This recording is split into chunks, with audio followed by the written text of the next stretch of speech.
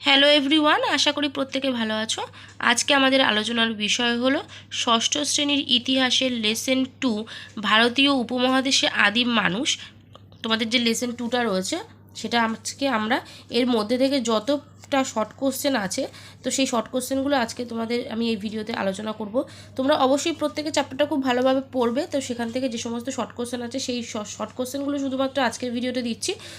2 number 3 নাম্বারের question আমি next ভিডিওতে আলোচনা করব। তো অবশ্যই তোমরা চ্যাপ্টারটা প্রত্যেকে ভালো করে পড়বে। সবার প্রথমে বলি, যারা চ্যানেলে নতুন অবশ্যই চ্যানেলটিকে সাবস্ক্রাইব করে রাখবে রেগুলার ভিডিওর আপডেটগুলো পাওয়ার জন্য। তো দেখো কি কি শর্ট কোশ্চেন এখান থেকে হবে। আমি পুরো চ্যাপ্টারটা থেকে তোমাদেরকে শর্ট কোশ্চেনগুলো আজকে আমি আলোচনা করে দিচ্ছি। দেখো, ফার্স্ট কোশ্চেন বলছে যে এপ কাদের বলা হয় অথবা এপ কি। প্রতিটা কোশ্চেনই কিন্তু খুব গুরুত্বপূর্ণ এবং চ্যাপ্টার থেকে খুব খুঁটিয়ে খুঁটিয়ে কোশ্চেনগুলো করা। তো সেই কারণে কিন্তু প্রত্যেকে ভিডিওটা পুরোপুরি দেখবে, কেউ স্কিপ করবে না। তো উত্তর কি হবে? এপ কাদের বলা হয় অথবা এপ কি, উত্তর লিখব উন্নত শ্রেণীর লেজবিহীন নর বানরকেই বলা হয় এপ।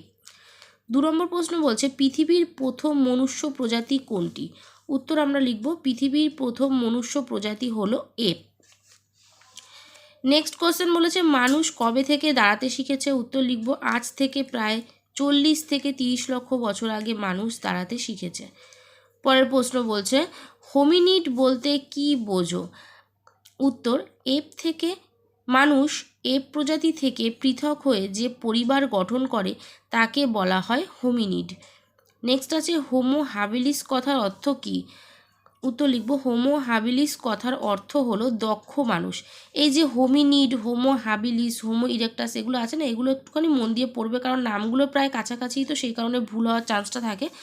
ঠিক আছে, চলে আসছি নেক্সট কোশ্চেনে। বলছে হোমো ইরেক্টাস কাদের বলা হয়? উত্তর লিখব সোজা হয়ে দাঁড়াতে পারা মানুষদের বলা হয় হোমো ইরেক্টাস। নেক্সট কোশ্চেন বলছে হোমো স্যাপিয়েন্স কথার অর্থ কী? উত্তর লিখব হোমো স্যাপিয়েন্স কথার অর্থ হচ্ছে বুদ্ধিমান মানুষ। নেক্সট, কোন প্রজাতি থেকে মানুষের উদ্ভব হয়েছে? উত্তর লিখব এপ প্রজাতি থেকে মানুষের উদ্ভব হয়েছে। পরের কোশ্চেন, কোথায় পৃথিবীর সবথেকে প্রাচীন আদিম মানুষের খোঁজ পাওয়া গেছে?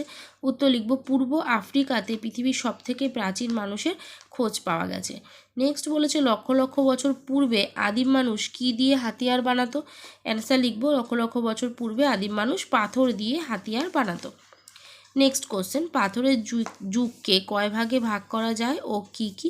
অ্যান্সার লিখব পাথরের যুগকে 3 ভাগে ভাগ করা যায়, যথাক্রমে হচ্ছে পুরনো পাথরের যুগ, মাঝের পাথরের যুগ, নতুন পাথরের যুগ। ঠিক আছে, এবার প্রশ্ন বলছে দাবানল কাকে বলে? অ্যান্সার লিখব বনে শুকনো গাছে ডালে ডালে ঘষা লেগে প্রাকৃতিকভাবে যে আগুন লাগে তাকে দাবানল বলে। নেক্সট কোশ্চেন, আদিম মানুষের জীবনের প্রথম গুরুত্বপূর্ণ আবিষ্কার কি? উত্তর লিখব আদিম মানুষের জীবনের প্রথম গুরুত্বপূর্ণ আবিষ্কার হলো আগুনের ব্যবহার। নেক্সট কোশ্চেন বলছে ভারতীয় উপমহাদেশের কোথায় পুরনো পাথরের যুগের হাতিয়ার পাওয়া গেছে? উত্তর হবে কাশ্মীরের সোয়ান উপত্যকায় পুরনো পাথরের যুগের হাতিয়ার পাওয়া গেছে। নেক্সট কোশ্চেন, ভারতীয় উপমহাদেশের কোথায় হোমো ইরেক্টাস প্রজাতির মানুষের নিদর্শন পাওয়া গেছে? অ্যান্সার হবে কর্ণাটকের হুন্সগি উপত্যকা, রাজস্থানের দিদওয়ানা ও মহারাষ্ট্রের নেভেসাতে হোমো ইরেক্টাস প্রজাতির মানুষের নিদর্শন পাওয়া গেছে। নেক্সট কোশ্চেন বলেছে ভীমবেটকা কি? উত্তর হবে ভীমবেটকা হলো একটি গুহা, এটি মধ্যপ্রদেশের বিন্ধ্য পর্বতের নিকটে অবস্থিত। এখানে আদিম মানুষের আঁকা গুহাচিত্র পাওয়া গেছে। নেক্সট কোশ্চেন, হুন্সগি উপত্যকা কবে আবিষ্কৃত হয়েছে? এটি কোথায় অবস্থিত? উত্তর হবে 1983 খ্রিস্টাব্দে হুন্সগি উপত্যকা আবিষ্কৃত হয়েছে। এটি কর্ণাটকের গুলবর্গা জেলার উত্তর পশ্চিমে অবস্থিত। পরের প্রশ্ন বলছে ভারতীয় উপমহাদেশের কোথায় কোথায় মাঝের পাথরের যুগের নিদর্শন পাওয়া গেছে? অ্যান্সার হবে ভারতীয় উপমহাদেশে উত্তরপ্রদেশের মহাদহা, মধ্যপ্রদেশের আদমগড় প্রভৃতি স্থানে মাঝের পাথরের যুগের নিদর্শন পাওয়া গেছে। নেক্সট কোশ্চেন বলেছে ভারতীয় উপমহাদেশের কোথায় পাথরের দুদিকে ধারওয়ালা ছুরি পাওয়া গেছে?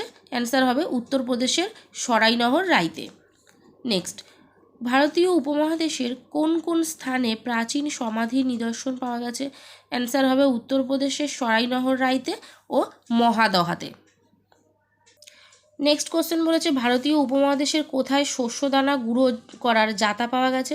উত্তর হবে উত্তরপ্রদেশের সরাইনহর রাইতে শস্যদানা গুঁড়ো করার জাতা পাওয়া গেছে।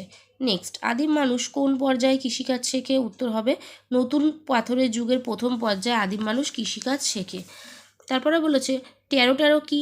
অ্যান্সার লিখব স্পেনের আলতামিরা গুহার ছাদে আঁকা একটি ষাঁড়ের ছবি বোঝানোর জন্য এক শিশু কন্যার উচ্চারিত শব্দ হলো টেরো।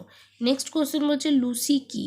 অ্যান্সার হবে লুসি হলো আফ্রিকা মহাদেশের ইথিওপিয়ায় হাদার নামক স্থানে প্রাপ্ত একটি মেয়ের কঙ্কাল। নেক্সট বলেছে রাজস্থানের কোথায় আদিম মানুষের বসতির চিহ্ন পাওয়া গেছে? অ্যান্সার হবে রাজস্থানের বাগড়ে আদিম মানুষের বসতির চিহ্ন পাওয়া গেছে। তাহলে সেকেন্ড চ্যাপ্টার থেকে শর্ট কোশ্চেনগুলো আজকে আমি আলোচনা করে দিলাম। তোমাদের 2 নম্বর 3 নম্বরের কোশ্চেন আমি নেক্সট ভিডিওতে আপলোড করব। অবশ্যই প্রত্যেকে ভিডিওটা পুরোপুরি দেখো, চ্যানেলটি সাবস্ক্রাইব করে রাখো নেক্সট ভিডিওগুলো দেখার জন্য। ভিডিওটা লাইক করতে কিন্তু কেউ ভুলো না। তো চলো আজকের মতো এখানেই টাটা, দেখা হবে নেক্সট ভিডিওতে।